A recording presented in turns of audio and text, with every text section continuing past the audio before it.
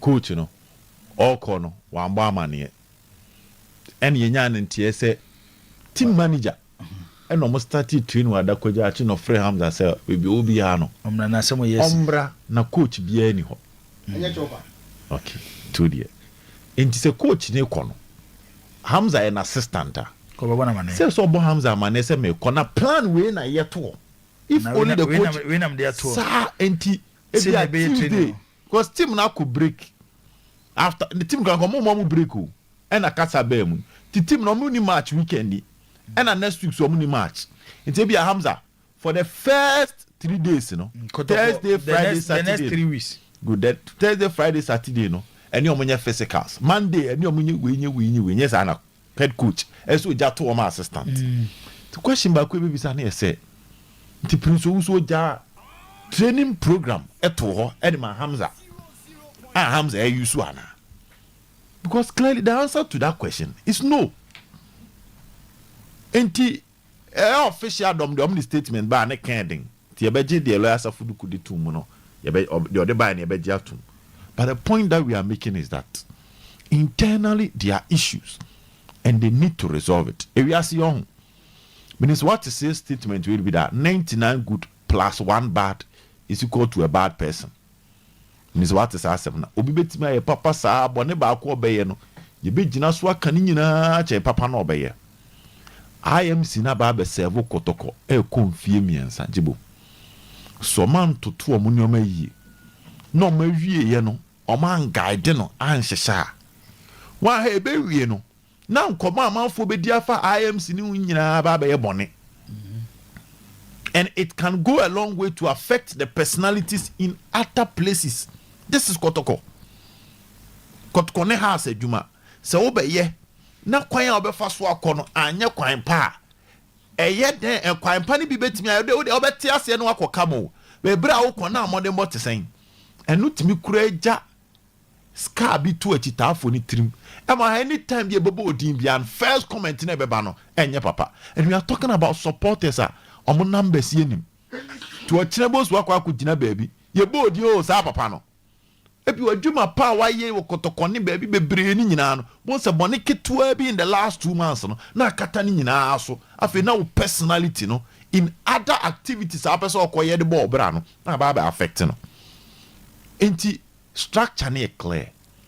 First IMC ekomensia kwajiska. Enemoko board hokojiska. Therefore, the management of the club is still in the hands of the IMC with guidance from the board. Now, ni person ye tieni, ye would be offend the honeymoon period. Board no, umpo, sabria till the end of the season. They still have their goodwill intact. They are going to enjoy the honeymoon. But the IMC needs a liberty, no. And no claiming na IMC, the first season, over second season. Issue ba say players are stubborn. Amanfo ti ase so mpamo mo. Onim say nkeye ne. A kometwa mo third season na nkomo be ya. Kamanfo be sori eti omo. Because ometwa mo honeymoon period na wie. It's more the reality stage and maintaining your dignity stage. E wono mo. Omo din ho bambo bre no maduru no. Enti some man so ase oh yeah frustration kakraba and now structure na sesa and enoma dane ombeja atumu a. I am telling you, say teams don't know what watches. No, majority of them are relegation teams. Dreams a pro-relegation. Obe here 3 points. Then. Bechemo pro-relegation here. Swedro pro-relegation here. Ni power room 11 wonders. And it will be a disaster. Says our teams will be Kotoko. Ebe Kotoko. Inti a moment fan say, Asiye Kobi Debbie. They must protect their dignity. Last time Florentino Perez called Madrid dressing room after the champion, the catcher almost said, matches na kano ewo league no. Sienti mi njimpa ye because they have a game against Barcelona. At least munkwasha basa ni maintain your dignity. Sa ni enfe wie season no. Enti Kotoko. Se league ni jempo enya possible. Omo make sure say omo be wie ne feso. Ebi wie mpo na bia Kotoko top 4 bi. The points e was soro. But okay say ogum first season. Kotoko recorded the highest defeat on the career mo season mo. Ogun season no. Under one management, highest defeat. They say what have points now Kotoko nya na one kura Ogun first season no. Say nyoma se so mu nya points to say Ogun first season no. Sir. Yes. Enti Prince Owusu asem na aba no. And we should not handle it in a cosmetic way. Omo handle asem ni ye. So penyini no and okwa mo ma ne nko. Na Hamza na mo be fa akire ha bi. Apɛ ebia Ignatius bi 3 matches bi ma pɛ obi bi. Una for no the Hamza betia bo. Odi na Hamza nko ano. They say ba be ka Hamza pɛ with no assistant coach. It would say Kroma bi na Thomas Dua bi coach bi ebia Kotoko former players bi na mo nyina ba be come adua bom. Enya long term appointment we season e wie. Ye ko bobo ani apɛ winning bonus bi di amount. Kotoko ne be pagya o image. Be suso mu bi.